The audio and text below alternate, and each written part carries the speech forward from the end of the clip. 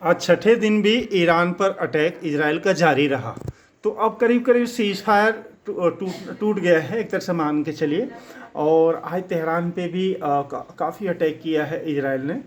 अब जो खामनेई का हथियार है वो उन्होंने अपने जो शिप हैं उन पे जो फाइटर शिप्स हैं उनके जो आप देखेंगे जो उनके पोर्ट हैं वहाँ पर उन्होंने काफ़ी गहराई में छिपा रखा है। अभी इजराइल का यही कहना है। और जिनपिंग से 40 J-10C ले रहे हैं जो कि 4.5 सीरीज का है वो फाइटर प्लेन। तो आप देखें कि करीब करीब ये अब ईरान ने अपने स्पेस को बंद कर दिया है कुछ अपने टेक्निकल कारणों से। लेकिन तेल अवीव वर्सेस तेहरान भीषण युद्ध चल रहा है। आप देखिए इनके ईरान के जो प्रॉक्सी हैं, हिजबुल्ला है, हूती हैं, हमास हैं, ये अटैक कर रहे हैं। अभी ईरान डायरेक्ट नहीं अटैक करके अपने प्रॉक्सी से अटैक करवा रहा है। और ईरान के जो धर्मगुरु हैं पूरा सर्वे सर्वा कह लीजिए खामेनेई ने ये कहा है कि यह मुसलमानों का दुश्मन है ये लोग और सभी मुस्लिम एक साथ हो जाए ताकि इजराइल का अंत हो। लेकिन शायद बहुत जल्दबाजी में है, उनको समझ में नहीं आ रहा है कि इजराइल का अंत संभव नहीं, असंभव है, जो कभी हो ही नहीं सकता। और दूसरा राउंड अब युद्ध का शुरुआत होने ही वाला है। देखिए कभी भी ये दूसरा राउंड शुरुआत हो सकता है। आपने देखा होगा पहले भी ट्रम्प पीछे हटे हैं और ईरान ने उनके एयरबेस पे भी अटैक किया और पूरी सही तरीके से जवाब दे रहा है अमेरिका को। और इन्होंने अभी ईरान शायद अपना एटम बम बनाता करीब करीब 6 महीने मतलब 2 साल में बनता है, लेकिन अमेरिका के बम्बार्डमेंट करने की वजह से अब कोशिश में लगा है कि 6 महीने के अंदर हम कंप्लीट कर लें। तो आसमानी युद्ध में थोड़ा सा पीछे ज़रूर रहा है और एयर डिफेंस इसका और चाहिए मुझे लगता है। और रडार सक्षम नहीं है ईरान की ये सबसे बड़ी कमजोरी है जो पिछली जंग में दिखाई दी है। तो अब इसको ये दूर करने की कोशिश कर रहे हैं और आसमानी युद्ध को पूरा मजबूत बनाने के लिए ही इन्होंने चाइना से 40 एयरक्राफ्ट ले रहे हैं, J-10C एयरक्राफ्ट ले रहे हैं। तो आप देखेंगे कि रूस से भी एयर डिफेंस ले रहे हैं और रूस चीन से की हेल्प से ही ये अपना मजबूत रडार बना रहे हैं। देखें आप, जो कि रूस की काफ़ी टेक्निकल स्टाफ ईरान में है। ईरान ने रूस का साथ दिया है रसिया और यूक्रेन वार में मिसाइल से और ड्रोन से, जो शाहिद ड्रोन सुनते हैं तो इन्हीं का था। लेकिन अब तो रसिया में ही उसकी यूनिट लग चुकी है और रसिया में ही बना रहे हैं।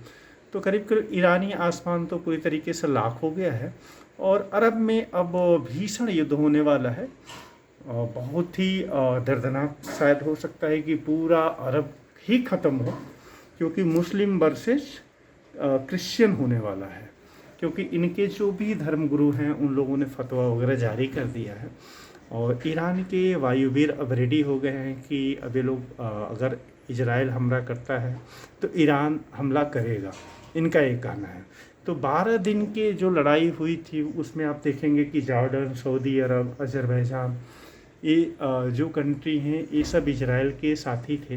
लेकिन अब धीरे धीरे ध्यान में रखते हुए मुस्लिम वर्सेस क्रिश्चियन का जब से आ गया तो जितने मुस्लिम कंट्री हैं धीरे धीरे सरकते जा रहे हैं, जिसमें पाकिस्तान का हम नहीं कह सकते क्योंकि वो गंदा राष्ट्र है पाकिस्तान।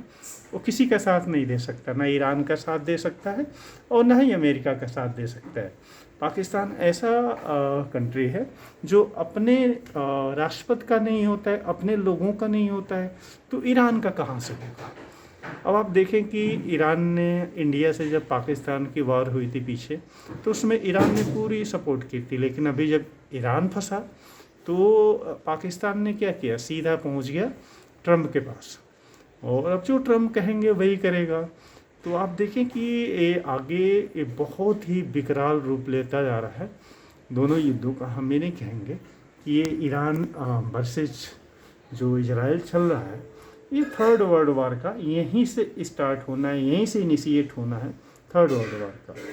और जो अब्दुल रहीम मूसावी हैं उन्होंने भी कहा है कि हमारे इतने मिसाइल्स 1000 मिसाइल रेडी हैं, हमारे वायुवीर तैयार है, हमारे लोग लड़ेंगे लड़के और अमेरिका और इजराइल को हराएंगे। इनका प्लान ये है कि चारों तरफ से घेर के इजराइल को ख़त्म कर दिया जाए, जो कि संभव नहीं है। कुछ भी कर ले संभव नहीं, क्योंकि इजराइल के भी सपोर्ट में बहुत देश हैं। पूरा नाटो है, अगर फ्रांस और एक दो दूसरे को छोड़ दिया जाए तो पूरा नाटो है, पूरा वेस्टर्न है। और शायद मुझे लगता है कि दबे तरीके से पहले तो खुल के आया था, इंडिया भी उसके सपोर्ट में है। इंडिया चूँकि रसिया के भी सपोर्ट में है, उसके भी सपोर्ट में है, तो इंडिया चाहता है कि ये थर्ड वर्ल्ड वार ना हो और अब शांति का ये शुरू हो। और नरेंद्र मोदी इसके पुरोधा हैं, वो चाह रहे हैं कि दोनों सारे युद्ध रोक दिए जाए। और इंडिया पाकिस्तान का भी जो रोका तो नरेंद्र मोदी की वजह से ही रोका, न कि ट्रंप के वजह से। नरेंद्र मोदी के आगे कोई वैल्यू नहीं रखते हैं। ट्रंप भले वो सबसे बड़े मजबूत देश के राष्ट्रपति हैं, लेकिन वो बिन पैदी के लोटा के जैसे हैं। और नरेंद्र मोदी देखिए, जो कहते हैं वो करते हैं और करके दिखाते हैं। यही भारत की सबसे बड़ी पहचान बन चुकी है। और अभी 100 घंटे बाद देखिए कि कैसा संग्राम शुरू हो रहा है। और ईरान में सीरियल ब्लास्ट हो रहा है, जो मोसाद है वो सीरियल ब्लास्ट करा रहा है। और ईरान में आप देखेंगे कि J-10 का एक प्लेन पहले ही चाइना ने भेज दिया है, और 39 और वो भेजने वाला है। तो आप देखें, और वर्ड क्रिएटर को सब्सक्राइब एंड लाइक ज़रूर करें और फॉलो भी करें। हम यही कहेंगे आप लोगों से कि अगर कुछ और नया चाहते हैं तो आप लोग ज़रूर बताएं, जिस पे हम आप लोगों को दिखाएं।